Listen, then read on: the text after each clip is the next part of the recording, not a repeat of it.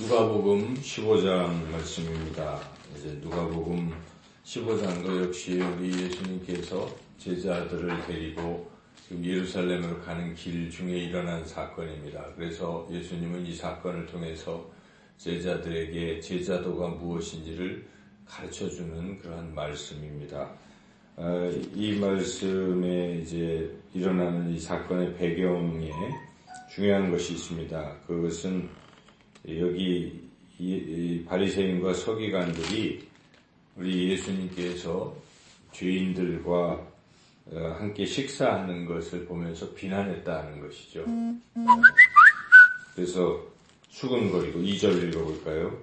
바리새인과 서기관들이 수근거리에 이르되 이 사람이 죄인을 영접하고 음식을 같이 먹는다 하더라. 이렇게 당시에 바리새인과 서기관들은 죄인들을 가까이 하지 않고 자신들은 의롭다 하면서 늘 교만하고 그런 사람들을 멀리하는 그런 사람들이죠. 그런데 우리 예수님은 반대로 죄인들, 약한 자, 슬픈 자, 아픈 자들과 이렇게 함께 하시고 그들의 친구가 되시는 분이십니다. 그래서 그러한 예수님에 대해서 이들이 비난을 하자 우리 예수님께서 너희들의 생각이 잘못됐다 하는 것을 알려주시려고 비유의 말씀을 하십니다. 그래서 15장에 3가지 비유 이야기가 나오고 16장에도 2가지 비유가 나옵니다. 이 모든 비유의 말씀을 하시는 배경은 그 서기관과 바리새인들이 죄인들과 함께하는 것을 죄라고 생각하는, 잘못이라고 생각하는 그 생각을 교정하기 위한 것이고, 옆에서 이를 지켜보는 제자들에게 제자란 예수님같이 그렇게 죄인들, 이런 힘든 사람들과 같이 함께하는 사람들이 제자다. 참된 제자가 되려면 그러한 사람이 돼야 한다 하는 것을 깨닫게 하려는 그런 말씀이죠. 조금 자세히 살펴본다면 첫 번째 비유는 우리가 잘 아는 이른 양 비유입니다. 이 목자가 양 100마리를 이렇게 늘 돌봤는데 우리에다가 이제 다 들여보냈는데 양의 문을 통해서 이 양들이 다 들어왔는데 세어보니까 한 마리가 없는 거예요. 한 마리가 없는데 이 목자가 그 한 마리를 찾아서 그 밤에 그 험난한 길을 이제 찾아 헤매는 거죠.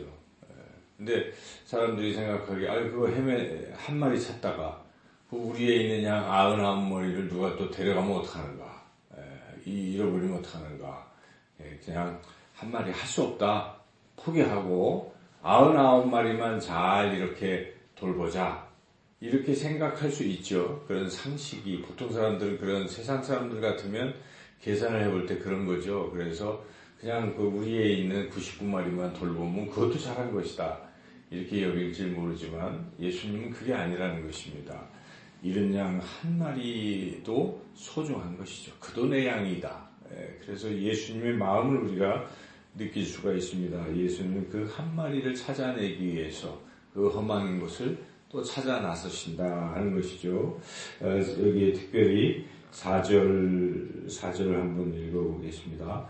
너희 중에 어떤 사람이 양 100마리가 있는데 그 중 하나를 잃으면 99마리를 들여두고 그 잃은 것을 찾아내기까지 찾아다니지 아니하겠느냐. 이게 바로 우리 예수님의 심정입니다. 잃은 양 한 마리를 찾는.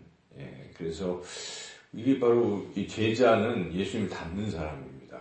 이 제자라고 한다면 우리가 정말 주님을 따라가는 주님의 제자라면 그런 마음을 품어야 됩니다. 항상 판단 기준이 약한 자에 관심이 있어야 돼요. 다른 사람들은 건강하고 또 잘 이렇게 살아간다 그럴 때 그런 사람들은 내버려둬도 되잖아요. 그런데 한 마리, 이 힘들어하는 그 한 사람에게 우리의 관심이 있어야 되는 것이, 그것이 주님의 마음을 품은 사람입니다. 그래서 우리가 참된 제자 교회에 여러 성도님들이 있어요. 그렇지만은 그 중에 가장 힘든 분이 누군가, 잃은 양은 누구인가를 늘 생각해야 돼요. 그래서 그분에 대해서 더 각별히 신경을 쓰고 또 사랑을 베풀어야 되는 것이 주님의 그러한 분을 닮아가는 사람이죠. 사도 바울도 고린도전서 말씀에 보면은 12장에 보면은 예수님이 머리고 교회는 예수님의 몸이다. 이렇게 설명하면서 근데 몸에는 여러 지체들이 있는데 그 중에 가장 부족한 지체에게 더 많이 이렇게 사랑을 베푸는 것이 옳다. 거기는 필요하기 때문에 그런 비유의 그런 말씀을 했죠. 그래서 우리가 성경 전체적으로 흐르는 그 흐름, 하나님의 뜻은 약한 자를 살피고 돌보고 섬기는 것이다. 세상의 이치는 강자가 승리하는 게 세상입니다.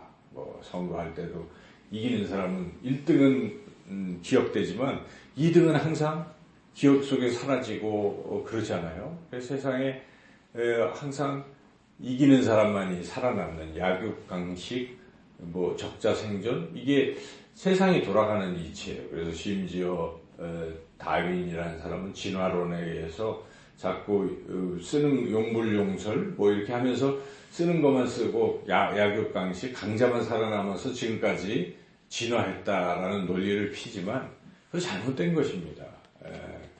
그렇게 생각하지만 하나님의 이 우주 만물을 다스리시는 하나님의 섭리는 그렇지 않다는 것이죠. 하나님께서는 약한 자에 대한 관심을 가지시고 그들을 배려하고 하는 그런 것이에요. 그래서 우리가 항상 인생을 살아갈 때는 주님의 마음을 품고 약한 자를 돌보는 것, 그것이 나중에 하나님 앞에 갔을 때도 너 참 잘했다 칭찬받게 된다는 사실이죠. 예수님이 마태복음 25장에서 비유 말씀하실 때 이런 말씀하십니다.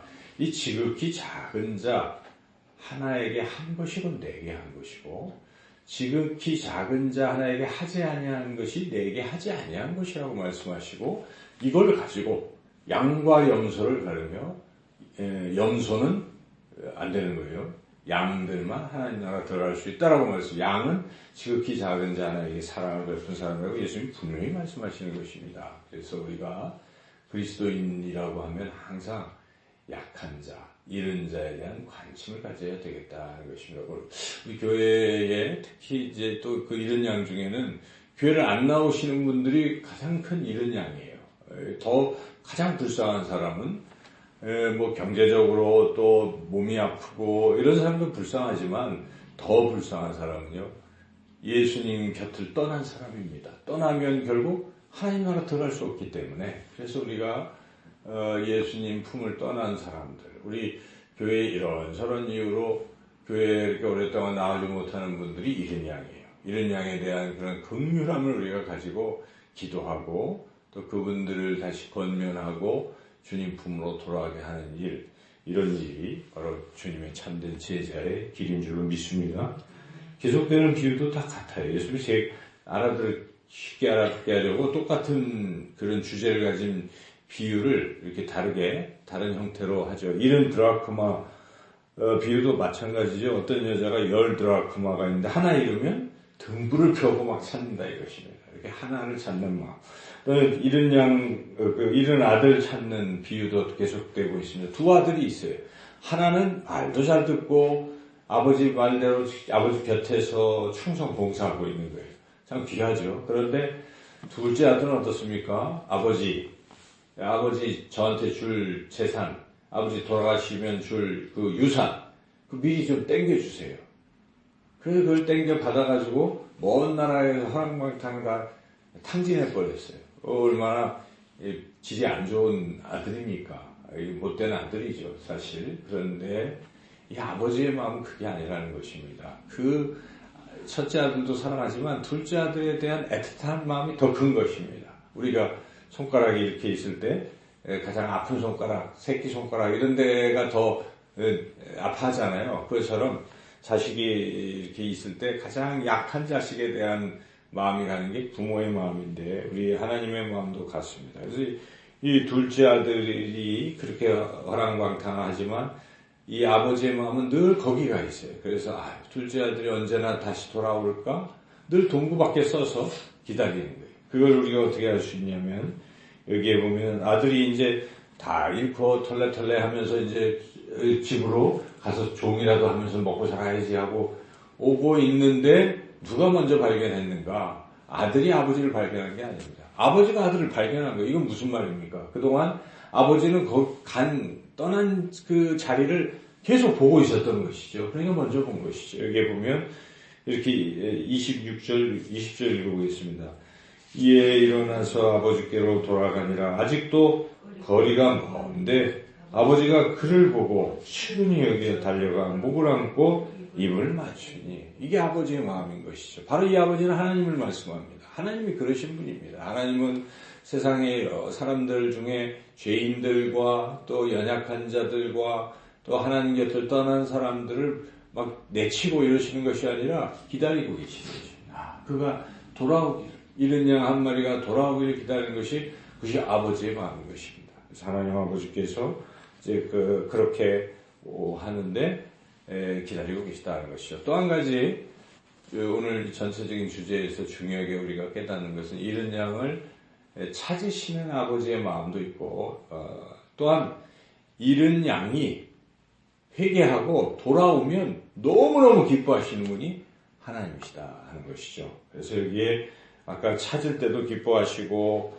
또 드라크마 찾을 때도 기뻐하시고, 둘째 아들이 어쨌든 세상 속에 방황하다가 그래도 아버지께로 돌아와야지, 이게 회개입니다. 하나님께로 와야지 하고 돌아오는 발걸음을 너무 기뻐하신다는 것입니다. 그래서 그 아들이 올 때 그렇게 입을 맞추고 기뻐하시고 뭐 하십니까? 22절에 얘들아 좋은 옷을 내라, 또 가락지를 끼워라, 발에 신을 신겨라, 살찐 송아지를 잡아라, 우리가 먹고 즐기자, 그가 돌아왔다.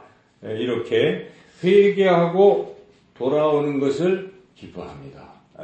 그래서 우리가 어떤 상황에 있을지라도, 아무리 그럴지라도 제일 중요한 것은요, 그 잘못한 것보다 더 중요한 건 잘못한 것은 아니고 얼른 빨리 그 상태에서 지금이라도 늦지 않았습니다. 하나님 아버지께 내가 가야지 하고 나올 때 하나님은 너무너무 기뻐하시는 것입니다. 그래서 우리가 이 예배당 안에 다 들어올 때 얼마나 기뻐하시겠습니까? 그동안 멀리 떠났던 이들이 돌아올 때 이 기뻐하시는. 그래서 그게 아버지의 마음이라면 우리도 똑같은 마음을 품어야 됩니다.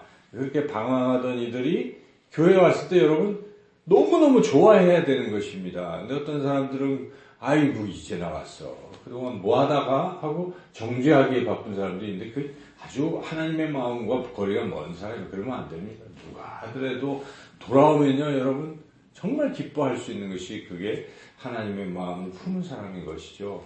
우리 주변에 교회 이렇게 저는 여기 있다가도 가끔 술 마신 사람들 이렇게 오잖아요. 그거 참 귀한 일이잖아요. 그 무슨 사정이 있어서 오는 것이죠. 근데 내치면 안 되는 거예요. 그래서 그런 마음으로 항상 그 누구라도 교회에 온다는 것은 그가 하나님을 만나고 싶어서 오는 것입니다. 환영하는 그런 분위기가 돼야 되는데 교회가 자꾸 뭐 필요한 사람만 자꾸 교회 들여보낸다면 이거는 더 이상 교회가 아닙니다. 주님이 안 계시는 교회예요. 거기는.